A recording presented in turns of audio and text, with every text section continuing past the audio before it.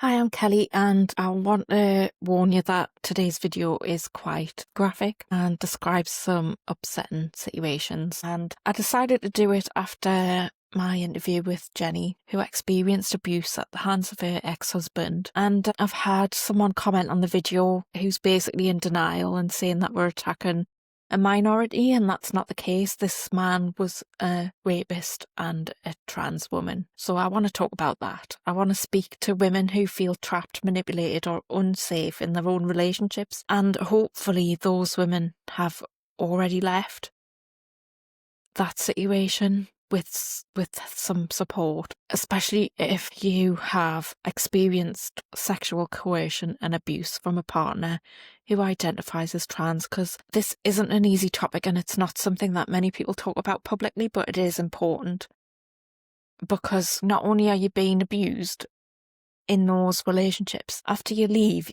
there's many people who will deny that that's what happened. But sometimes abuse doesn't look like the way that people expect it. It's not always physical and it's not always obvious. You know, things that happen behind closed doors, none of us know. We don't know what happens behind closed doors.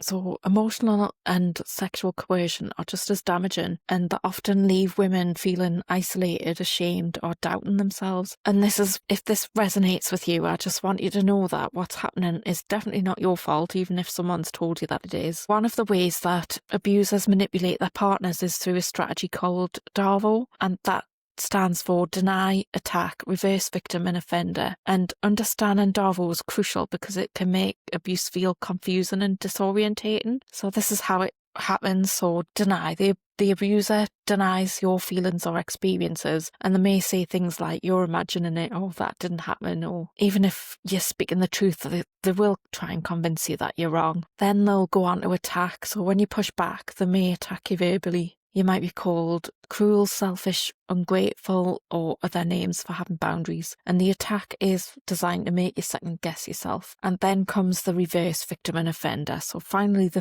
flip the narrative. So suddenly they position themselves as the victim and you as the one causing harm.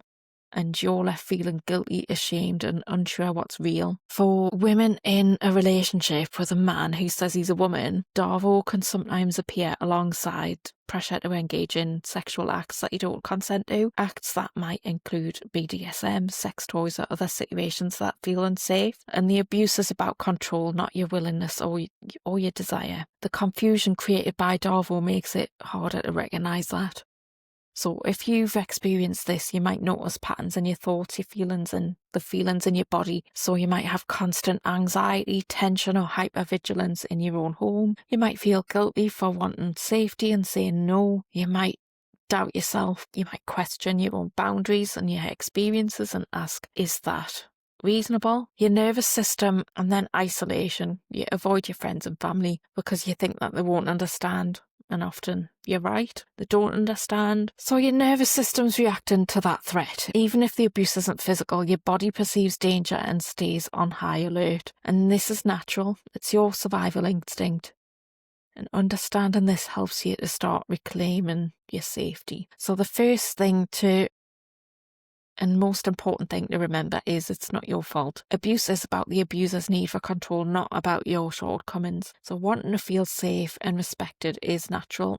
It's healthy and it's reasonable. Please be gentle with yourself. You might have been manipulated to believing otherwise, but your feelings and boundaries and bodily autonomy matter. You have the right to say no, even in situations where your partner pressures or coerces you. One way to reclaim control over your body and mind is through grounding and nervous system regulation, and these are tools to help your body feel safe even when your mind's racing. Here's some techniques. So the first one is the 5-4-3-2-1 grounding. So focus on your senses. 5 things you can see, 4 things you can touch, 3 things you can hear, 2 things you can smell, and 1 thing you can taste. Movement is the second thing that you can do. Walking, stretching, yoga, or even drumming can release tension and signal to your nervous system that you're safe. Breathing, try slow, deliberate breaths. Inhale for 4 counts, hold for 4, exhale for 6. This communicates safety to your nervous system. Self-soothing, gentle touches. So when you're like hugging yourself, holding a warm cup of tea, Placing your hand over your heart can be surprisingly effective. And these exercises aren't really about ignoring the abuse, because that's real. It's about regaining your internal safety so that you can think clearly and make decisions and take steps towards boundaries. So reclaiming your boundaries after coercion takes time and some courage. So these are some steps that you could take. Name the behaviour. If you can keep a private journal, then that would be a good idea.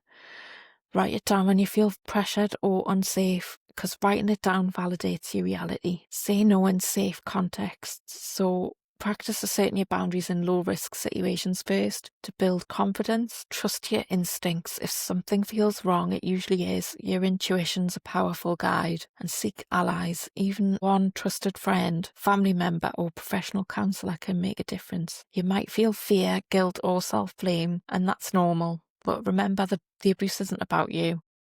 It's about control. And your feelings, your comfort, and your boundaries are valid and important. You don't have to navigate this on your own. Support comes in many forms. You could have counselling, which is with a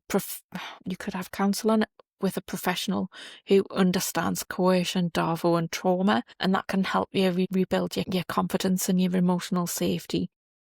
There are support groups where there's confidential spaces for women in similar situations, and they reduce isolation and provide validation. And, speaking to someone who's been through it as well, that's really helpful. Safety planning. Identify safe spaces in your home. Create emergency contacts. Plan how to leave if you haven't already. Even small steps towards safety and support are significant because they build your sense of control and remind you that you deserve respect. Healing doesn't happen overnight, it's a process, and that involves recognising the manipulative patterns without self-blame, rebuilding trust in yourself and your intuition, practicing consent with yourself first, learning that your boundaries are not negotiable, and by releasing the shame and guilt that the abuser may have imposed on you. Remember, emotional and sexual coercion leaves real psychological and physical impacts.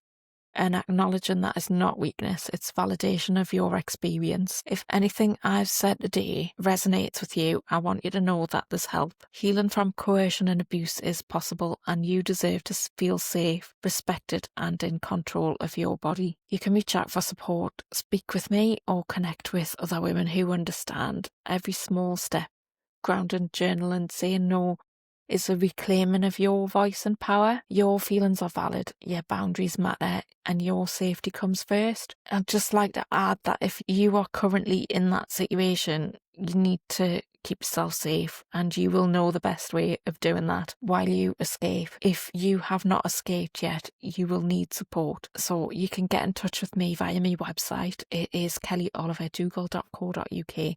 Please do get in touch.